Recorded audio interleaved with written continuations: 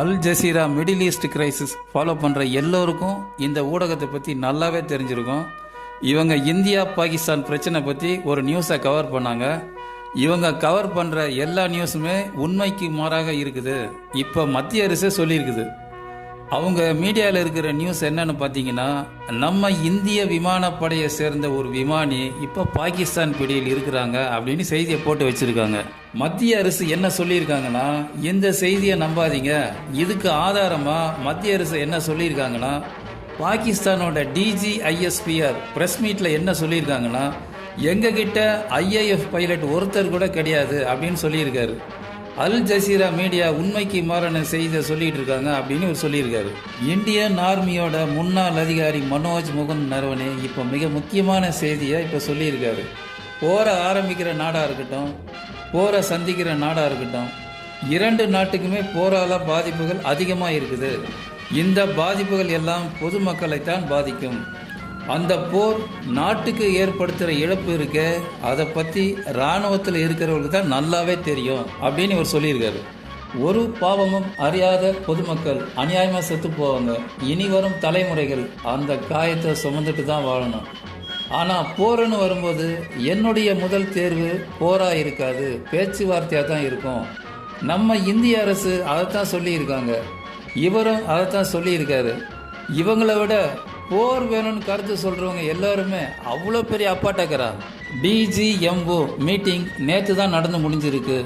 பாகிஸ்தான் வச்ச டிமாண்ட் என்னென்னா, எல்லையில் வீரர்களை கொஞ்சம் கொஞ்சமாக குறைச்சிக்கலாம் அப்படின்னு. அதுக்கு இந்தியா தரப்பில் இருந்தும் ஓகேன்னு சொல்லியிருக்காங்க.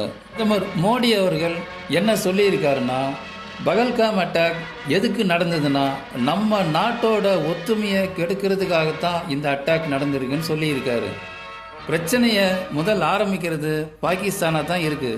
அந்த பிரச்சனையை இந்தியா தான் முடிச்சு வைக்கும். ஆப்ரேஷன் சிந்தூர் நடக்கும்னு பாகிஸ்தானும் அங்கே இருக்கிற பயங்கரவாதிகளை நினச்சி பார்த்துருக்கவே மாட்டாங்க.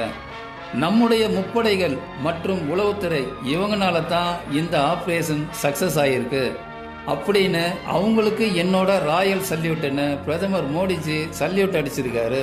பாகிஸ்தானோட இனிமே பேச்சுவார்த்தை கிடையாதுன்னு திட்டவட்டமாக சொல்லிட்டாரு நம்ம மோடிஜி. அப்படி பேச்சுவார்த்தை வந்துச்சுன்னா ரெண்டு விஷயத்துக்காக தான் இருக்கும். ஒன்று பயங்கரவாதம் இருக்குதுல்ல, அதை பற்றி. இன்னொன்று பிஓகே, அதாவது பாகிஸ்தான் ஆக்குபைடு காஷ்மீர், அதை பற்றி தான் பேச்சுவார்த்தை இருக்கும்னு மோடிஜி அவர்கள் தெளிவாக சொல்லிட்டாரு. உலகத்தோட மிகப்பெரிய சக்தியே அமைதி தான் சொல்லியிருக்காரு. அகிம்சையால் எந்த அளவுக்கு சாதிக்க முடியும் அப்படின்னு நிரூபித்து காட்டினது நம்ம இந்தியா தான். அப்படி அகிம்சையை விரும்புகிற நாம் ஆக்ரோஷமாக மாறினதுக்கு யார் காரணம்னா இந்த பாகிஸ்தான் தான் அப்படின்னு சொல்லியிருக்காரு. பாகிஸ்தான் நல்லா இருக்கணும்னா பயங்கரவாதம் அழிக்கப்படணும்னு சொல்லியிருக்காரு.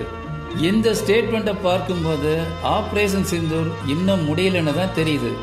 நாம் பயங்கரவாதிகள் மேலே தாக்குதல் நடத்தும் போது அவங்க, அதாவது பாகிஸ்தான், நம்ம மேலே பதிலுக்கு பொதுமக்கள் வசிக்கும் பகுதியில் தாக்குதல் நடத்துகிறாங்க. இதுக்கு நம்மளோட பதில் தாக்குதல் கடுமையாக இருந்ததுனால பாகிஸ்தான் உலக நாடுகள் கிட்ட கெஞ்ச ஆரம்பிச்சிட்டாங்க. இப்போ காங்கிரஸ் கட்சியினர் ஒரு கேள்வியை முன் வச்சிருக்காங்க. ட்ரம்போட தலையீடு இந்த விஷயத்தில் இருந்துச்சா இல்லையா அப்படின்னு கேட்டிருக்காங்க. ட்ரம்போட தலையீடு கண்டிப்பாக இருந்துச்சுன்னு தான் சொல்லணும். இந்தியாவும் பாகிஸ்தானும் போர் செய்கிறத நிறுத்தலைன்னா உங்கள் ரெண்டு பேர்கிட்டையும் நாங்கள் வர்த்தகம் வச்சுக்க மாட்டோம், நிறுத்திடுவோம் அப்படின்னு திட்டவட்டமாக சொல்லியிருக்காரு நம்ம ட்ரம்ப். இந்த சூழ்நிலையில் பாகிஸ்தான் மறுபடியும் இந்தியா மேலே ட்ரோன் தாக்குதல் நடத்தியிருக்கு. பகல்காம் 26 பேர் உயிரை வாங்கின பயங்கரவாதிகள் மேலே இப்போ என்ன நடவடிக்கை இந்தியா எடுத்திருக்கு அப்படின்னு பார்க்கும்போது, அந்த பயங்கரவாதிகள் பற்றி துப்பு கொடுக்குறவங்களுக்கு 20 லட்சம் கொடுக்குறோம் அப்படின்னு காஷ்மீர் முழுக்க போஸ்டர் அடித்து ஒட்டியிருக்காங்க. மேற்கொண்டு என்ன நடக்க போகுதுன்னு பொறுத்திருந்து பார்ப்போம்.